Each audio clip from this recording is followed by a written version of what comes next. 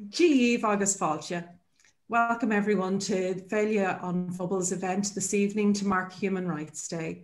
This year marks the 70th anniversary of International Human Rights Day, the first being in 1950 to mark the anniversary of the signing of the Universal Declaration on Human Rights on the 10th of December 1948. The Universal Declaration was proclaimed as a common standard of achievement for all peoples and all nations towards which we should strive. Born of the horrors of the Second World War, it encompasses economic, social and cultural rights, as well as political and civil rights. And it has inspired many human rights instruments, not the least of which was the European Convention on Human Rights. Europe, which saw the beginning of two world wars and has seen really states defile basic standards of humanity in every century, now boasts of itself The Hague with its International Criminal Court, Strasbourg with its European Court of Human Rights, and Geneva, where the human rights hear global evidence on human rights abuses and seek remedy. Ireland itself has sought assistance for violations witnessed on our own soil in all of those international covenants and courts, from men tortured with the 5 techniques in the early 1970s, to families affected by British state violence and collusion, to women suffering egregious harms in institutions and mother and baby homes. The dispossessed are heard in those places more keenly often than they are at home. Two advocates that have been to the forefront of testing those instruments in courts, battling injustice and demanding the application of human rights law on our shores are Peter Madden and Michael Mansfield. Peter Madden is a well-known human rights lawyer, founding his partnership business with Patrick Finucane. His practice has been at the cutting edge of some of the most important and landmark human rights litigation seen on this island. From challenging screening in the 1980s to challenging the state's failure in its positive obligations to the Article 2 of the European Convention on Human Rights, to the bloody Sunday inquiry. Peter's groundbreaking work has paved the way for extraordinary human rights advocacy. Michael Mansfield is an English barrister, but very much at home in Ireland. He was recently described as the king of human rights work by the Legal 500. Michael has participated in prominent court cases and inquests involving the Birmingham Six, Bloody Sunday, the Hillsborough disaster, and the deaths of Jean-Charles de Menezes and Dodi Al-Fayed, and the McLibel case. A friend of Ireland, we know him so well recently as one of the barristers working for the families affected by the Murphy massacre, and also his involvement in the McGurk's bombing case. You're both very, very welcome this evening.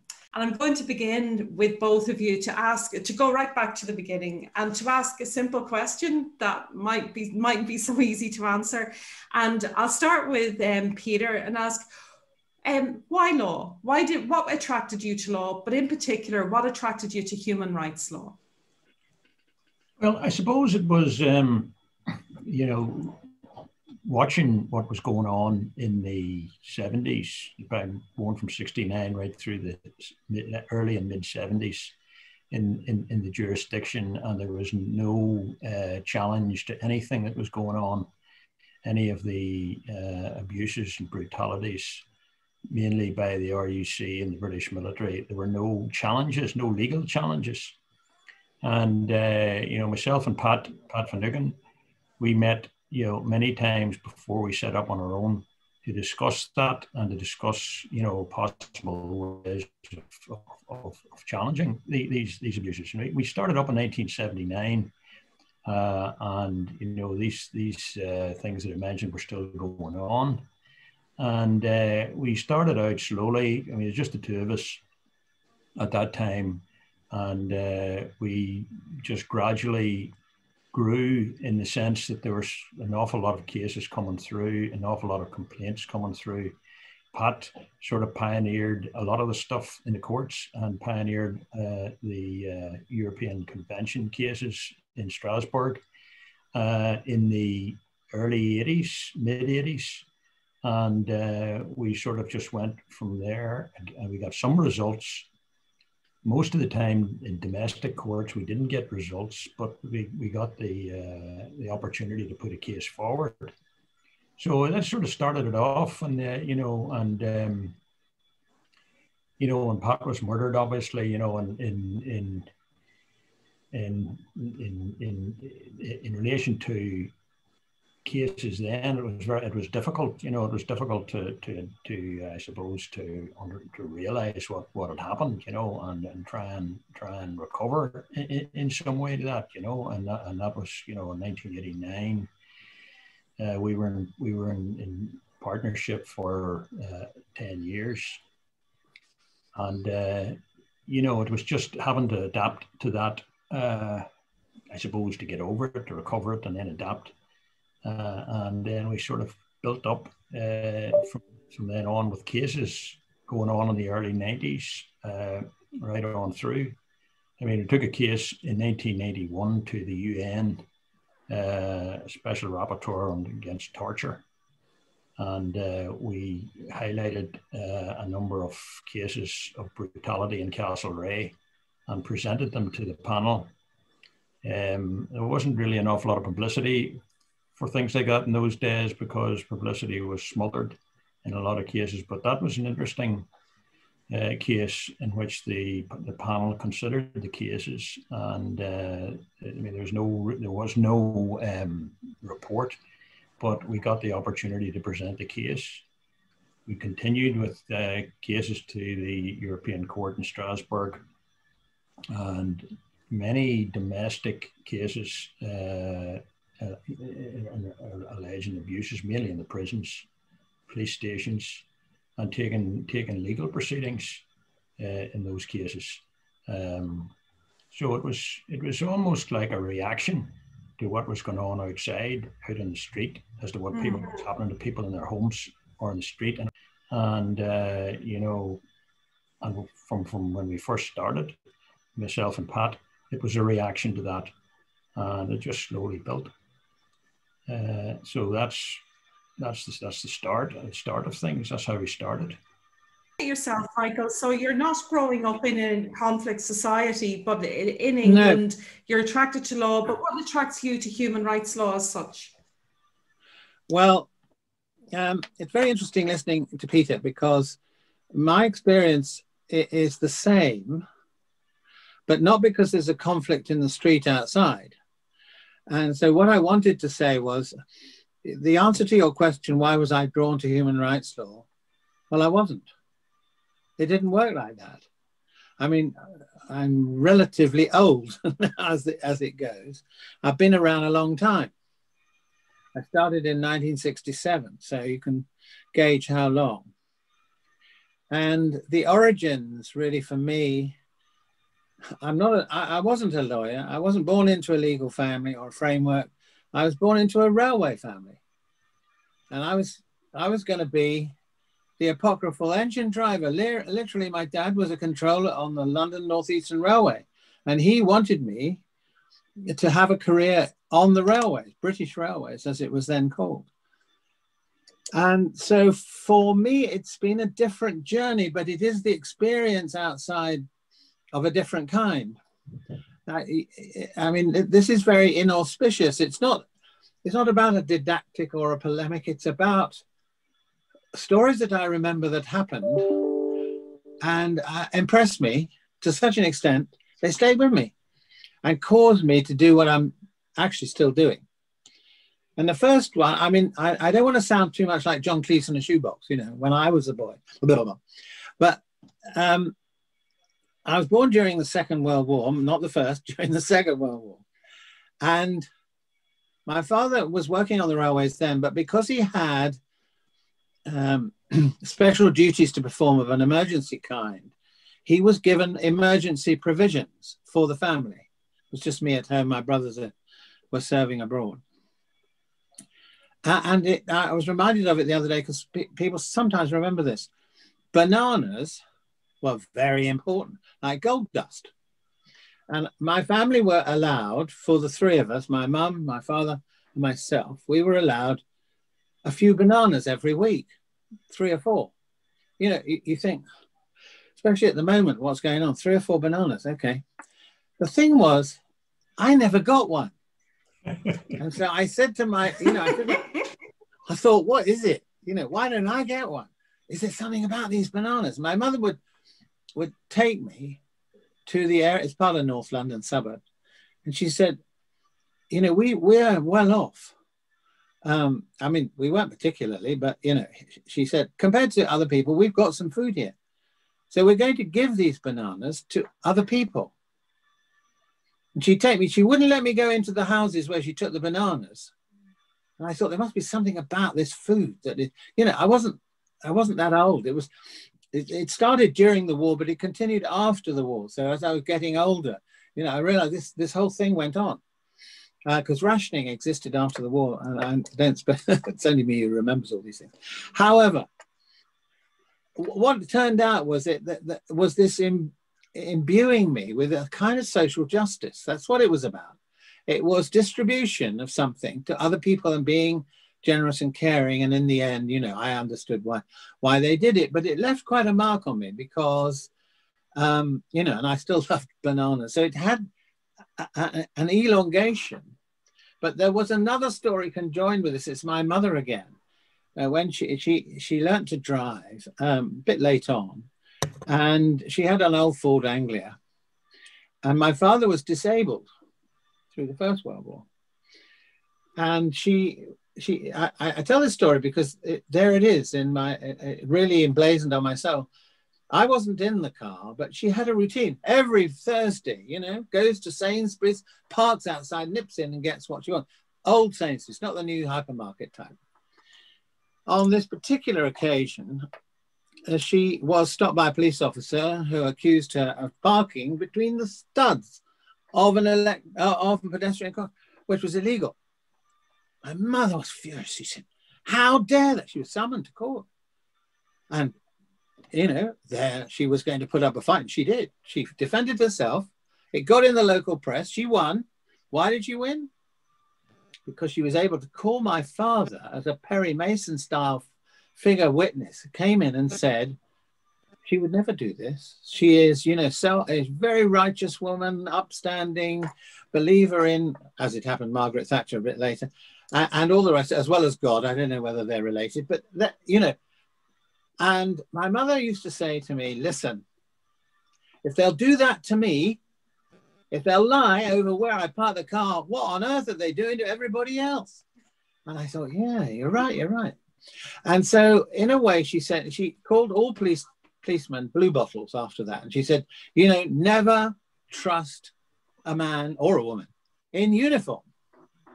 And so this feeling, sort of the social justice distribution and the feeling of challenging authority was stuck there.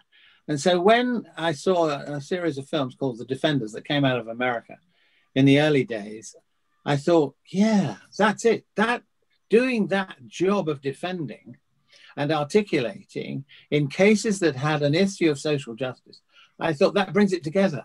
And of course, my father said, you're mad. We have no means, no resources. You don't know anybody, you know, forget it. But he died. So fortunately, you know, in one sense, he doesn't know. I didn't take him at his word, but that's where it's come from. And so the human rights aspect came in afterwards.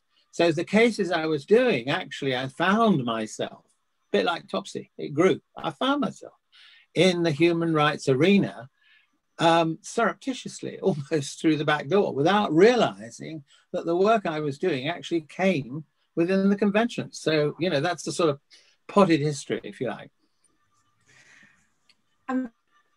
So I'm interested to know whether, with long and distinguished careers, is human rights work today easier or harder than it was when you began your work? We'll start with Michael this time. I think it's strangely much harder.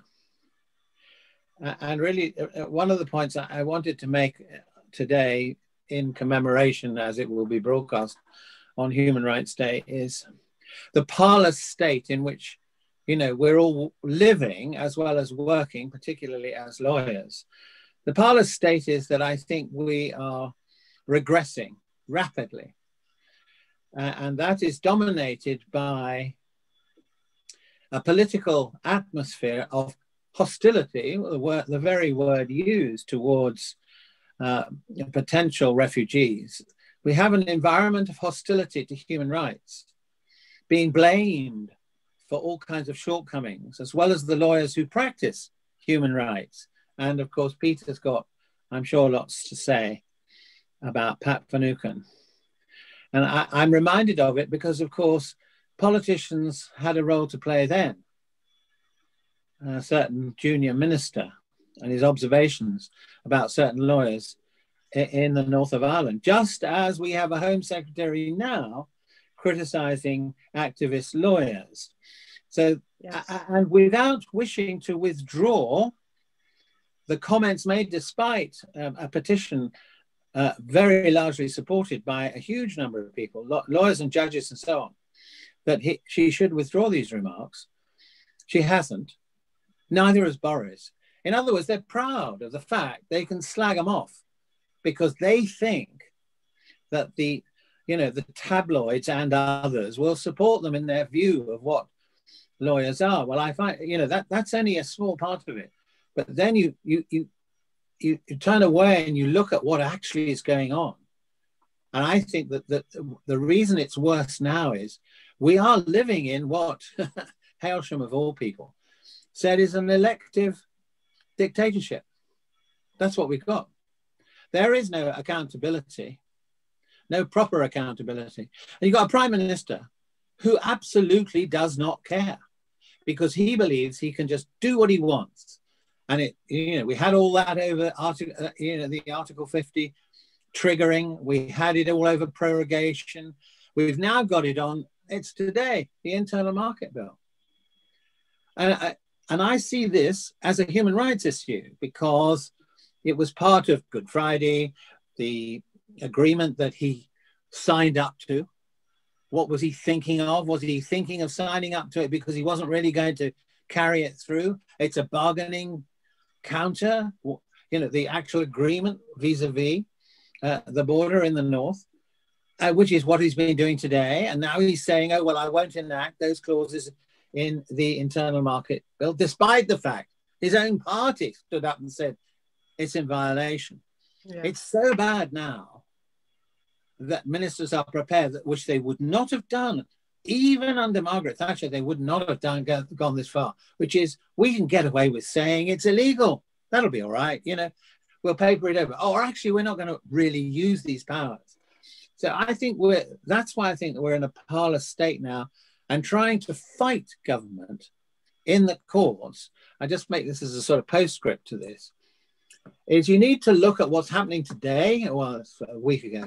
Lord Falk's review of judicial review, the one power left for the citizen to challenge unlawful acts of the executive. One of the few ways it's been possible to do that. Oh, they don't like that. They don't like independent. Look what happened to Lady Hale when she came out with her independent judgment. Oh, well, we got to do something about Supreme Court. Next, we'll have, Boris doing a Trump and he'll appoint all his own judges. So that's what they're up to. They're not interested in the independence of the judiciary or their judgments or lawyers taking on judicial review. If they can cut it right down, and believe you me, when Lord Falk says he won't publish the evidence of the so-called commission that he's been conducting, is outrageous. That's how bad it is. Sorry, I don't. But it means that I'm not put off by this. I'm not depressed by this because, the bigger the red flag, I'm afraid the bigger I stand. And I know Peter would do the same. So, I mean, that's my sort of thumbnail sketch at the moment. No, and I think that's really interesting. Peter, you've seen the darkest of times in terms of before the Criminal Justice Review or before the policing reform. Then you see the Human Rights Act and the introduction of judicial review. And now we're in a different place again. I mean, what are your own thoughts about doing human rights work currently compared to previous times? Well, I agree with Mike there that it's certainly worse now in the sense that governments, and particularly the British government, seem to think that they can do what they like and there's no accountability. And the example of that, I suppose, from our point of view, is the Brandon Lewis decision there last week, in which he just completely he certainly blindsided me, because I was expecting nothing other than an announcement of a public inquiry, because I thought that there was no other road to go down. But it didn't happen. And I think that Judge Peter Corey 16 years ago published a report saying that there should be a public inquiry into Pat Finucane's case in relation to one particular aspect of it. One particular point. He said this on its own merits a public inquiry. And now here we are 16 years later, and we have Brandon Lewis telling us that there's more investigations to do before he makes the decision. And interestingly, he provided us with a report, with actually a review of the De Silva report. And I think everybody would know the De Silva report, what that involved. But he has produced a 70-page, this is Brandon Lewis now, has produced a 70-page report to us, to the family, there last week. And it's a summary of the considerations. But there's 70 pages. And believe it or not, the document is dated 2015. That's 5 years ago. Wow. And we haven't seen it. We have never seen it until he produced it to the family and said, well, I'm going to let you see this report. It's 5 years old, and there are various recommendations in it. I think there are 26 recommendations altogether for the Chief Constable, some of them for the police department. But we're not told how many of those recommendations have been carried out, and that's 5 years ago. So it's like the British government in relation to Pat's case is a strategy of delay. At every single time there's a development, or we think we've got a foot forward, there's a delay. There's some excuse or some reason why there shouldn't be a public inquiry. And that goes right back to the appointment of John Stevens to come in to establish a police investigation, which we thought, well, look, we don't want a police investigation here. We want a public inquiry, because the family have no input into a police investigation. You're not able to see any of the witnesses or call any of the witnesses. You can't cross-examine any of the witnesses, and you don't even see all the witnesses ultimately. And if there's a prosecution, you're not involved in the prosecution. You're not involved in the trial. It's a family. If there is a trial, that is, there mightn't even be a prosecution. So, I mean, that's what we were, we weren't expecting. Certainly, I wasn't expecting. A lot of people have told me that they did expect that decision, and I must say I didn't expect it. And I think it's an outrageous decision. And I think we're looking at it now. We're looking to see what we do about it. And that's in the face of a judicial review that you won that said, basically, nothing that happened before was compliant with the Human Rights Act, Article 2, and all the rest of it. So you've got a decision. And this is a good example of government. I mean, it's not just Boris. They're all at it. There's a whole stack of them. And because we haven't got an effective opposition at the moment, he reckons he can get away with it. So, never mind what the courts say. In other words, if we can demean the judges, they're interfering in the political arena. That's what they keep saying. So I think the Pat's case is a remarkable and unfortunate example of how far down the line we've gone in the wrong direction. And in terms of implications for all families after Pat's case, because what we see is that probably one of the most high-profile killings when it happens. We see limited investigations, as limited as they can get away with repeatedly. And then it reaches to a point that looked like a high watermark in terms of an apology from David Cameron, where the next steps did seem to be, while it was the De Silva review, it quite clearly opened the doors where you were going. Exclusion obviously has so much more to it. There's obviously far more interrogation of the facts laid out here that needs to be done. Public inquiry seemed like the way forward. So what does a Secretary of State getting up and throwing things back onto what are meant to be the reformed criminal justice agencies of the police ombudsman and the PSNI. What does that do to the wider processes, Peter? Well, of course, he didn't. It wasn't just Pat's case that he made recommendations about. He's made recommendations in this review. This is the one I'm talking about that we got last week. He made recommendations about other cases. To say that these have to be, these recommendations have to be conducted, or at least he's making that. Not him, but the legacy investigation branch. We're making suggestions that these other cases would need to be will need to be not reviewed, because there's also a review process, believe it or not, in the PSNI and the legacy investigation branch, a review process where they review these cases in a sequence, and there's a sequence plan where they every now and again they review them. So you've got a situation now where we are told that Pat's case is due for a review in the new year. So, and other cases are due review. So it's like almost these cases are sitting on a conveyor belt, and then they review them every now and again. And they're saying Pat's case, despite all the cases, all the judicial reviews we've taken, they now are the legacy branch, the legacy investigation branch, are now going to review Pat's case in the new year. So everything is very much on the long finger, and they want to keep it on the long finger. And that's why I say that the strategy is delay, and the tactic is delay. At every opportunity that some develop in Pat's case, and this is in other cases as well, it's not just Pat's case, but they just delay. They hold back on the documentation, and the documentation isn't produced. You have to fight for every scrap of information. You have to point out to the authorities that there are other documentation, because it's referred to in the documentation that you have. And it's just I mean, just the question you ask, is it better or worse? It's worse in a lot of ways, because the state now has adapted itself to challenging or combating lawyers coming in to challenge their version of events.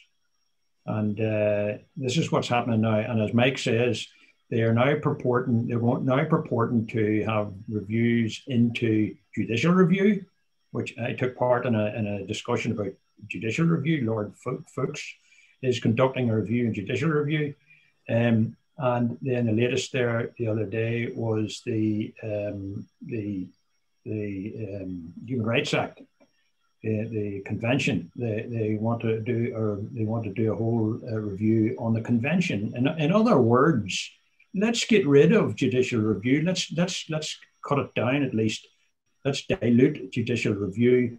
Let's dilute the Human Rights Act in some way, so that we can do whatever we like. And I agree entirely with Mike that it's a never-ending battle now when you're trying to get rights for people nowadays. It is. Can I just follow that? Human right. Mm-hmm. I just want to follow that through, because there's a sort of logical extension here, I think. Let us assume they were benign suddenly and had a moment of truth, and a light shone in their mind. It's something impossible to believe of this lot, but however, let's suppose that. And they grant a public inquiry. You think that's the end of the road, do you? Absolutely not, because the way public inquiries are conducted now are very different to the ones you might be familiar with in the past.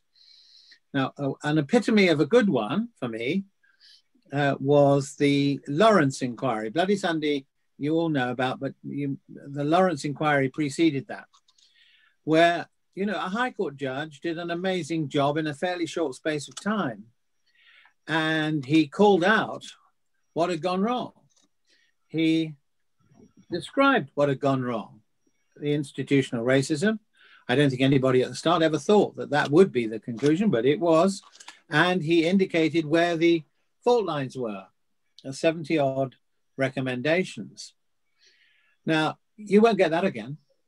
That was a full-blooded inquiry in which everybody was represented.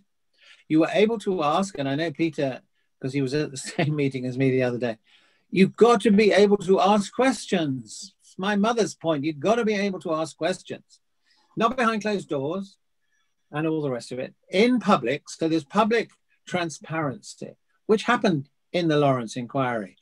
They squirmed, they didn't like it, but at the end of the day, it achieved quite a great deal, including a concession by the Metropolitan Police Commissioner. Now, what's happening now is something quite different. What we now have is the Inquiries Act. And that was brought about because Mr. Blair found it rather hot under the spotlight when he had to attend a public inquiry, and he was orchestrating a change in the law. The change in the law is such that Savile, who did, Lord Savile, the Bloody Sunday inquiry in considerable detail and over a number of years, so that if he were asked to chair an Inquiries Act, 2005 inquiry, he would do it, because it gives much less discretion to the chair of these inquiries. Basically, it's a government inquiry. They fund it, they decide who's going to sit on it.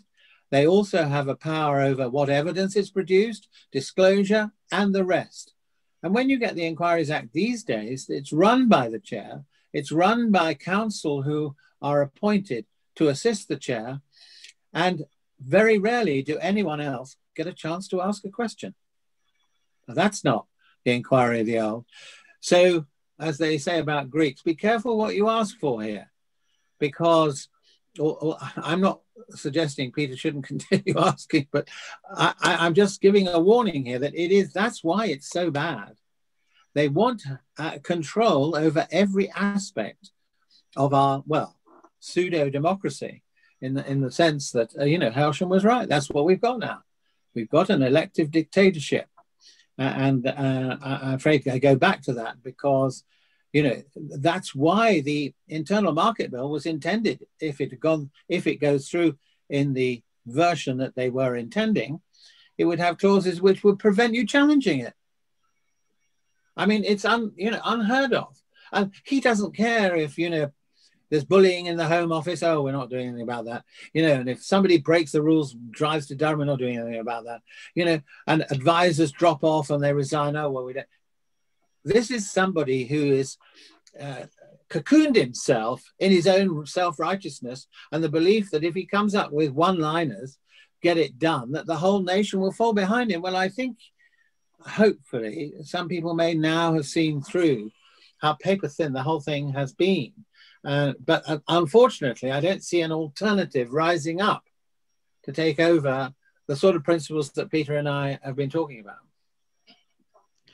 I think for a great many other families who have been affected by conflict, the idea of Article 2 compliant investigations came about as a result of, Peter, your own pioneering work, along with the CAJ, Seamus Tracy, when you were on the board of Relatives for Justice, coming up with the strategy to take the positive obligations of Article 2, bring them to the European Court, and then that judgment that's made there. So much so that, in the lexicon of every family seeking answers to how their loved ones were killed, they talk about Article 2 completely fluently now, where before that it wasn't even on the radar. And even when you see the Stormont House Agreement, Article 2 is there in the Stormont House Agreement as the standard for investigations with a historic investigations unit. So to see Brandon Lewis this year doing two things, undermining the Stormont House Agreement and the idea of Article 2 compliant investigations for every family, and doing what he's done to the Finucane family with really what was a statement of insult, I think, last week. Really, it creates an environment where people are asking, what is the value of the convention and Article 2 after this, if a government can ride roughshod over it? Like, do you still hold hope? I mean, we're having quite a downbeat conversation. Do you still have hold hope about what families can achieve? We'll start with Peter and then Michael. Well, just to follow on from what Mike said there about the inquiries, we're pretty clear about what sort of an inquiry it will be. But the 2005 Inquiries Act, introduced the Section 19, which gave gave the minister the power to issue restriction notices, which in fact stopped documents and people from giving evidence and documents from being produced. And that's the minister. So if you've got a case against the government, you've got the minister of that government coming along and saying and issuing a notice saying that you can't introduce this stuff into the public, and that's what we're talking about here. A public inquiry isn't everything, that you might mean. You might, as Mike says, be careful what you wish for. But I think we're up for the fight if we get in there to challenge any sort of attempt to prevent material from coming out. And I have seen some inquiries now, and I'm just wondering if they were inquiries at all, because people are not represented even in cases. People are not able to ask questions, as Mike says, not able to cross-examine witnesses or call for witnesses. I mean, it is farcical, but I think you have to try and be optimistic about it and keep on challenging where the challenge is due, and not give up on it. And certainly, as far as Pat's case is concerned, I think they have now got to the stage where they know that an inquiry is inevitable, and I don't know why they're delaying it. It could just be because the longer they delay, the longer they have to do the inquiry. But it's inevitable because it's such an unanswerable case, for public inquiry in view of all the material that is available. From day one, Geraldine said there recently, she was asked, when did she first start thinking about a public inquiry? And she said immediately. And that's right. Mm. Because as soon as I heard that Pat was shot, I started thinking back over the last 3 weeks with Douglas Hogg making a statement and the various threats through Castlereagh. And I thought, this is definitely, we have to get in public inquiry here to inquire about all this, because at that time we didn't know what was going on. And now we have got so much information out there in public domain, one way or the other, from people like John Ware and Jane Winter, for example. I think Jane deserves a mention. She started off in Pat's case about 2 years after Pat was murdered, and she pulled everything together, pulled the campaign together, and it was a very, very formidable advocate for a public inquiry. And there was so much material that we found out later that any one of those should have merited a public inquiry. So, I think it's just laughable now that Brandon Lewis can come along and say, well, we've got these other things to do now, before we can make a decision, when none of those other things that he mentioned are actually necessary. Because, you can do all these other things if you want to, but they're not necessary. And they don't, and when you're finished, dealing with them, it's not going to add anything more to whether or not you should have a public inquiry.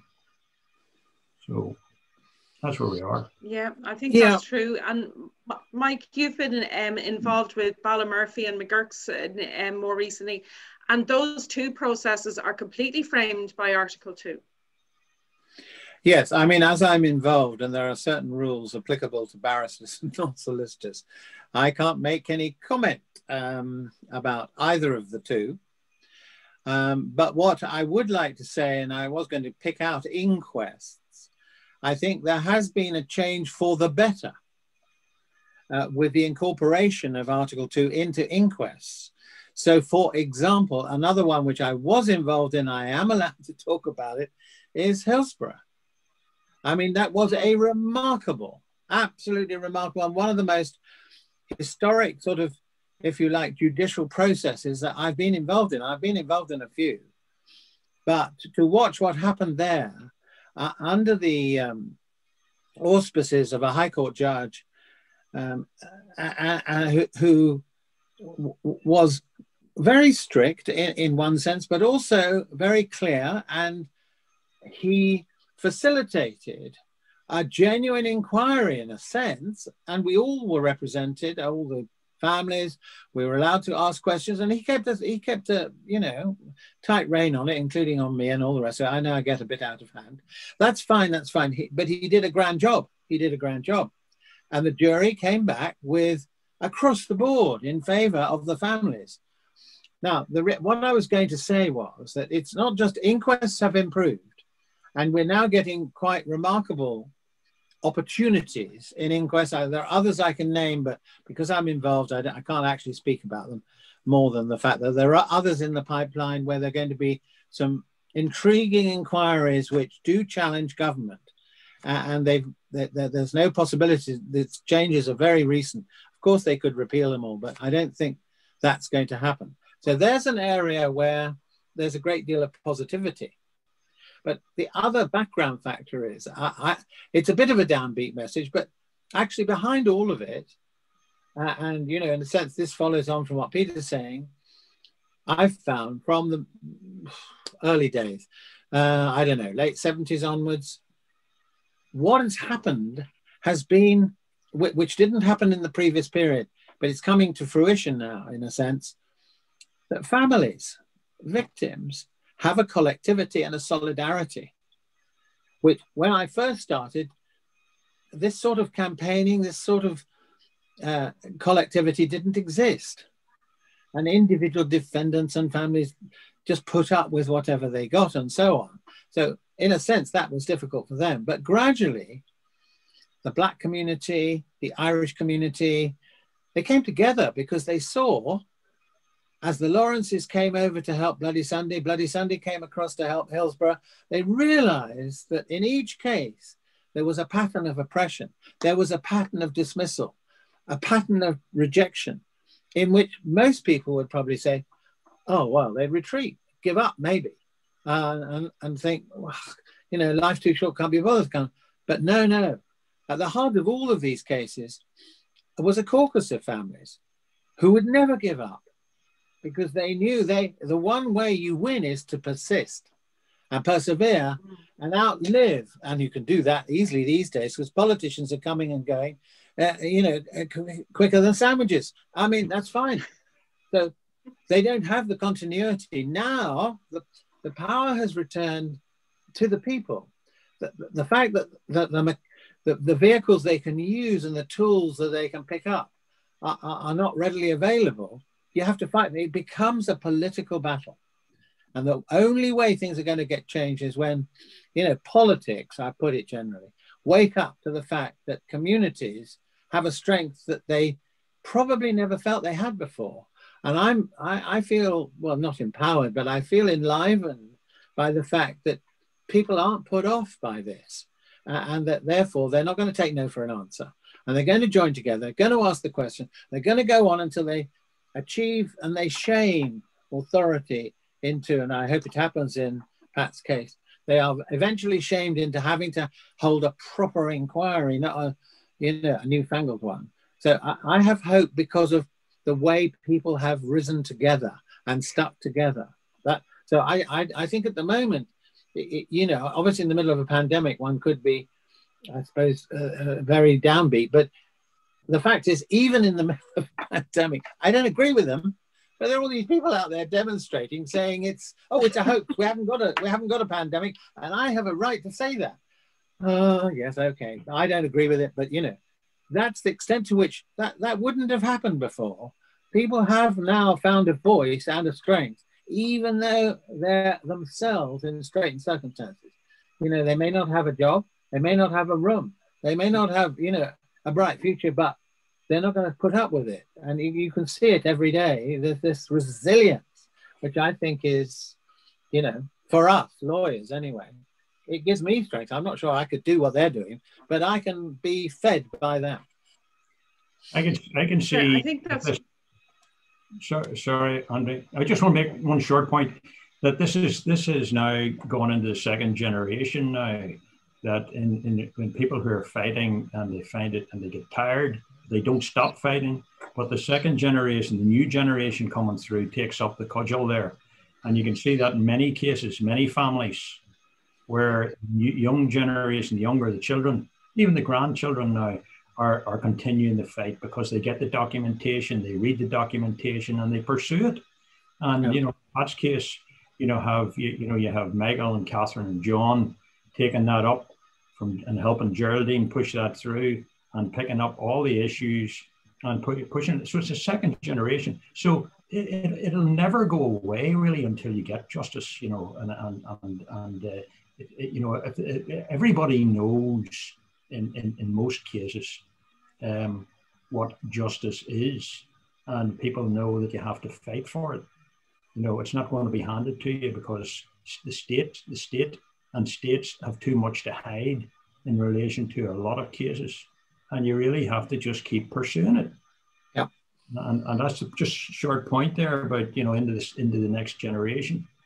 It's very important. I think it is, and we can certainly see that in Relatives for Justice, that you see, and sadly, you know, say parents or even spouses may be kind of elderly or some passing away, and they're feeling that they didn't want to pass something on to the next generation. They wanted it done in their lifetime, but they also feel so glad that the rest of the family, they know that it's safe in their hands. I think there's a really important point that's been made by both of you about the delegitimizing of the language of human rights and human rights advocacy, as though that is something that is improper, rather than a state standing up for it, given that it's the signatory of the convention. That something strange has happened in quite recent times, that the state seems to be completely emboldened to delegitimize the concept of human rights, and even I think on this island it becomes quite sectarian in how it's explored as well, where human rights are seen as something that are for this community and alienating another community, rather than the promotion of universality. You know, is there a way that we can drag this conversation back, where people see the primacy of human rights, states' obligations, and that there is a universal nature to it? Michael, start. Well, the dragging back, yes, I think you can, because you do it by example. If you come up with enough examples and you have enough pressure from what I call the citizens of the United Kingdom, the millions of citizens, and they see through what they're being told, and they don't believe what they're being told. And that's why you've got a problem on all fronts. Government is not trusted because nobody believes what they're saying, you know. So I think, and that disbelief is actually beginning to flood the market a bit in other areas as well. So I think once people realize that they may not be telling the truth, and each person is going to be affected by this deceit that is practiced on the population in order to maintain power. It's the old thing. They'll promise anything at an election or the rest of it. I'm hoping that the way you drag it back is politically. It's a political question. We're not going to be able to do it through the courts entirely. We're going to be able to bolster it, package it a bit, give support, but actually, fundamentally, you know, people have to combine together to actually, you know, get rid of those politicians. And I'm not particularly naming anybody. Get rid of the politicians who are doing the manipulation, who are only in it for, you know, the power aspect, the territory. We all know who they are. There are some who are not. And until we get that situation in whatever form of government we have, that has got the element of democracy that is missing, which is why the families, through their various endeavors, are reinvigorating democracy, because here they are voting with their minds and their feet, and not so much the ballot box. But now we've got to convert that force into the ballot box and change what we've got. Because, you know, at the moment, I mean, lawyers used to be at the bottom of the pile. I reckon politicians are at the bottom of the pile now in terms of credibility and trustworthiness. So, I mean, you know, I think that's why I think the way you drag it is by, I'm afraid, change. And I'm not, I'm not somebody, I'm not talking about armed revolution. You can have an intellectual revolution that happens quite quickly. If there's enough willpower to do it, you can change it almost overnight if you want. And I think once people realize they can change it, and it does make a difference what they do, and they don't step away, I think we could create a different culture. Perhaps not in my lifetime, but hopefully we're on the path to that. we're kind of coming to an end, and I'm just hoping that you might be able to share with, there'll be students of law watching this, or people hoping to get into law, or just starting on their careers. And I'm sure it's quite different now for, you must see it with young lawyers, to what it was when you first kind of got your gowns and walked out the door of a university. But what message would you give to younger solicitors now? We'll start with Peter and then come to you, Mike. Oh, I think it's important that that people's rights need to be vindicated, and in some cases, in many cases, they have to be vindicated through the courts. But don't get me wrong there. I wasn't saying that the state should actually control this type of truth and reconciliation process. They should facilitate it, and that's a different thing from actually controlling it. And they don't facilitate it. In fact, they obstruct it. And I think any new lawyers coming in, who follow events, and it's a lot easier now for people to follow events with the internet and email communication across the world now. It's a lot easier. People want to know about issues, they'll find out very quickly the various issues that are going on in society. And this is a very important time, I think, because you have got the rise of a lot of authoritarian governments in Europe now. And that has to be challenged. It has to be challenged. And young people now coming in, and not just here in our country or in England, but in various European countries, you can see it. You can see what's going on. That sort of thing has to be challenged, and you can challenge it through the courts as a last resort. Yeah, Mike, what are your own thoughts and a message to the younger folk? Yes, well, I like to come into contact with the younger generation as much as I can, because I remember what it was like for me again. I mean, I didn't come from a background which was versed in the law, but the one thing, it's back to the social justice point. And I'm not talking about commercial lawyers. I'm sure they're wonderful. I'm not talking about tax lawyers. I'm not talking about land registry. I'm talking about those who feel they have a commitment to others to provide a service, to articulate issues and situations that actually affect the vast population, which is not, have we got enough money stacked away in the Maldives or whatever, but the person who is worried about the things we all worry about, jobs, income, roof, whatever, family relationships. And I've just been talking to a young person today, just before we did this, about, for example, the exclusion of Black children from schools in the United Kingdom, particularly in the metropolitan areas of England. Now, I knew it was a problem, but it's serious. And of course, at the moment, we're talking about Black Lives Matter. There's a much higher percentage of Black children who are being excluded from school, from education, which they're saying, oh, we've got to carry on in the pandemic, got to keep schools open. Well, not for Black kids, if you happen to be not fitting the mold. So I give examples like that because I say to the younger person, the problem they've got, I understand it entirely. They're saying, how can we earn a living? That's the first question. How are we going to survive? I used to get asked, a few years ago, how much do you earn? What can you earn at this job? And I say, well, that's not the relevant question. It's not irrelevant. You need to survive, but you have to be driven by a different force than earning money. But now you've got to be able to provide the younger person with an assurance that if you want to do this job, first, you've got to have this conscience inside here and a heart to go with the conscience, because you'll get nowhere if you haven't got either. You need both to actually get through the initial stages and stay with it, and an element of stamina to keep going.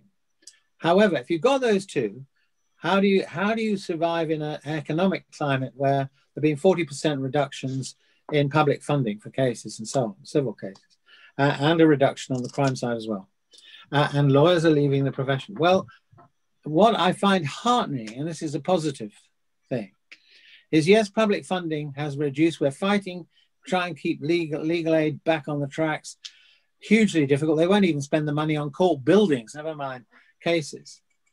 However, there is another source which is coming to the fore, and I think you know, before we know where we are, the government will have their eye on this. And I think it's extremely important because it's reintroducing the democratic element. It's crowd justice. In other words, there are lots of issues that can get funded by people who care. It doesn't have to be much money, maybe 50p here or a pound there or whatever. But you get a few million like that, and then you get these cases off the ground. That's what they're worried about. So as a lawyer, whether you're doing, you know, campaigns or whether you're doing issue-based cases, there is a crowd out there who are going to be concerned about the issues you're concerned about. So my message is, you know, it's difficult. It always has been. When I started, there wasn't really any legal aid or hardly any. And it's actually blossomed during the whole of my career, now disappeared again to some extent. But it's more the question of, are you motivated to do the job? And actually, if you think about it, that applies to, you know, any job you care to think of, whether you want to be a priest or a bus driver or whatever, or an engine driver in my case. You know, you've got to be motivated. And without the motivation, don't even start. If you've got the motivation, then that's the most important thing. Second thing is, the money will come once people trust you. They see you mean what you say, which is most unlike most politicians. You mean what you say, and you're going to stand by, and you're not going to stand away. You're going to stand with, shoulder to shoulder. Then you'll find, you know, the reward will be the solidarity and unison of purpose. End of story.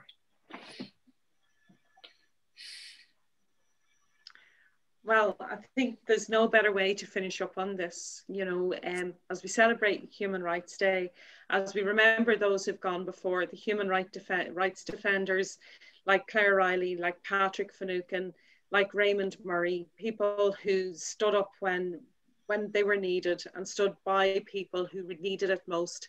I think, you know, we can only but thank you, Peter, and thank you, Mike, for such an inspirational words tonight, bringing us on a journey of where human rights have been, where they are today, and the challenges ahead, and that we're up for the fight.